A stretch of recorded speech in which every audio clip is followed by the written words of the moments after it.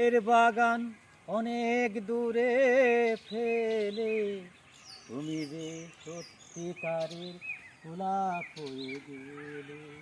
এ জীবনে যা চেয়েছি তা পেয়েছি, তুমি শুধু ভরিয়ে দিলে আমার হৃদয়।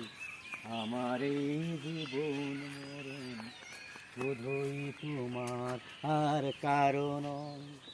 তুমি যে ভালোবাসায় ভরিয়ে দিলে আমার হৃদয়, আমার এই জীবন।